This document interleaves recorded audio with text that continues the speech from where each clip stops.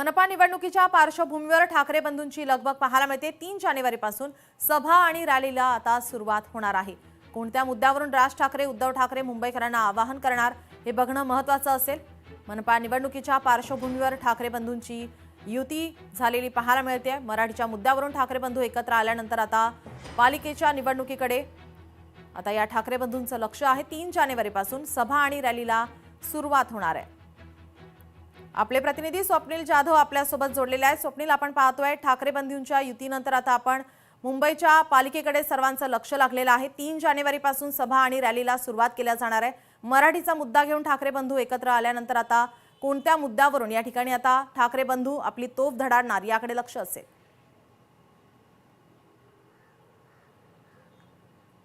नीलम, निश्चितच महानगरपालिका निवडणुकीसाठी ठाकरे बंधूंच्या संयुक्त सभा सुरू होणार आहेत। 2 तारखेनंतर या सभांना सुरुवात होणार आहे। एकूणच या पूर्ण 11 दिवसांच्या कालावधीमध्ये ठाकरे बंधूंच्या 6 पेक्षा अधिक सभा होणार आहेत, तर वेगवेगळ्या सुद्धा अनेक सभा या राहणार आहेत। मात्र मुंबईमध्ये विशेषतः 3 सभा, पुणे, नाशिक, ठाणे अशा भागामध्ये सुद्धा सभा घेण्यात येणार आहे। या ठिकाणी अशा मिळून 6 पेक्षा जास्त सभा ठाकरे बंधूंच्या असेल। नक्कीच मुंबई, मराठी आणि मराठी माणसांचे प्रश्न या संदर्भात ठाकरे बंधू लक्ष केंद्रित करणार आहेत। नागरिकांच्या, जनतेचा आणि मतदारांचं त्यांच्यापर्यंत पोहोचण्यासाठी मतदारांचे प्रश्न हे या सभांमधून मांडण्यात येणार आहेत। मात्र एकीकडे महायुती विरोधामध्ये खरं तर सूर ठाकरे बंधूंचा आपल्याला पाहायला मिळणार। विशेषतः मुंबईमध्ये धारावीचा मुद्दा असेल, मुंबईतील प्रदूषणाचा मुद्दा असेल, मुंबईतील विकास कामांचा मुद्दा असेल, या प्रश्नांवरती ठाकरे बंधू लक्ष वेधणार आहे। तर मराठीचा मुद्दा महत्त्वाचा असणार आहे यामध्ये। त्यामुळे इतर जे मुद्दे आहेत ते सुद्धा तेथील महानगरपालिकेच्या नुसार उचलले जाणार आहेत। त्यापूर्वी आपण जर बघितलं तर ठाकरे बंधूंच्या वैयक्तिक सभा सुद्धा होणार आहेत। मनसेच्या वैयक्तिक सभा आणि शिवसेना ठाकरे गटाच्या सुद्धा वैयक्तिक सभा होणार आहेत।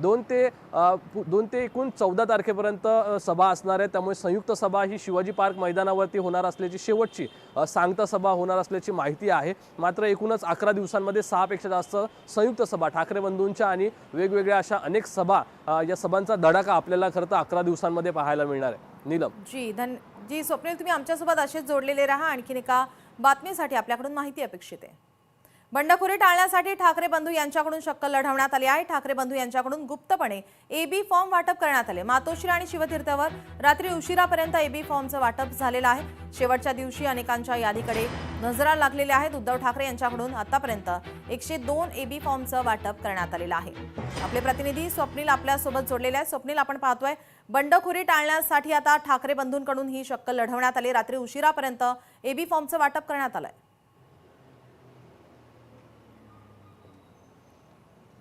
नक्कीच बंडोबांना थंड ठेवण्यासाठी खरं तर एबी फॉर्म हे उशिरापर्यंत वाटप सुरू ठेवण्यात आलं होतं। मातोश्रीवरती असेल किंवा नंदनवन येथे सुद्धा आणि शिवतीर्थावरती एबी फॉर्मचं वाटप हे रात्री उशिरापर्यंत सुरू होतं। मात्र एकूणच आपण जर बघितलं तर ठाकरे गटामध्ये विशेषतः अनेक नाराज उमेदवार आणि पदाधिकारी आपल्याला पाहायला मिळाले। काल सुद्धा काही जणांनी राजीनामे देऊन शिंदेंच्या गोटामध्ये जाऊन सामील झाल्याचं पाहायला मिळालं। तर वरळी हा विशेष आदित्य ठाकरे यांचा मतदारसंघ आहे। वरळीमध्ये सुद्धा मोठ्या प्रमाणात नाराजी आहे। युवासेनेमध्ये सुद्धा नाराजी निर्माण झालेली आहे, कारण काही उमेदवारांना शब्द दिला होता मात्र त्यांना उमेदवारी दिली नाही, अशा प्रकारची परिस्थिती सध्या आपल्याला पाहायला मिळते। हीच परिस्थिती शिवसेना शिंदे गटामध्ये सुद्धा आहे। शिंदे गटामध्ये सुद्धा काही नाराज उमेदवार आहेत, पदाधिकारी आहेत। त्यांनी सुद्धा आता दुसऱ्या पक्षाची वाट धरण्यास सुरुवात केलेली आहे। दरम्यान आज हे जवळपास चित्र हे पूर्ण होताना पाहायला मिळेल। तसंच भाजपच्या सुद्धा नाराजांनी काल ठाकरे गटामध्ये प्रवेश केला होता आणि त्यांना उमेदवारी सुद्धा देण्यात आलेली आहे। त्यामुळे अशा प्रकारचं चित्र पाहायला मिळतंय। शेवटच्या क्षणापर्यंत जी उमेदवार यादी आहे ती अद्याप कोणत्याही राजकीय पक्षांकडून ही जाहीर झालेली नाही। केवळ काँग्रेस, वंचित आणि राष्ट्रवादी काँग्रेस यांच्याकडून ही यादी जाहीर करण्यात आलेली आहे। मात्र अद्यापही शिवसेना ठाकरे गट, मनसे, शिंदे गट आणि भाजप हे वेट अँड वॉचच्या भूमिकेमध्ये पाहायला मिळतात, कारण या पक्षांमध्ये सर्वाधिक बंड आपल्याला होताना पाहायला मिळते। त्यामुळे आज दिवसभर कसोटी खरं तर या बंडोबांना थंड करण्यासाठी या वरिष्ठ नेत्यांची पाहायला मिळेल। जी स्वप्नील, तुम्ही आमच्यासोबत असेच जोडलेले राहा। आणखीन एका बातमीसाठी आपल्याकडून माहिती अपेक्षित आहे। राजकीय पक्ष युती आघाडी करण्यामध्ये व्यस्त पाहायला मिळते। निवडणुकीसाठीच्या जाहीरनाम्याकडे मात्र सर्वच पक्ष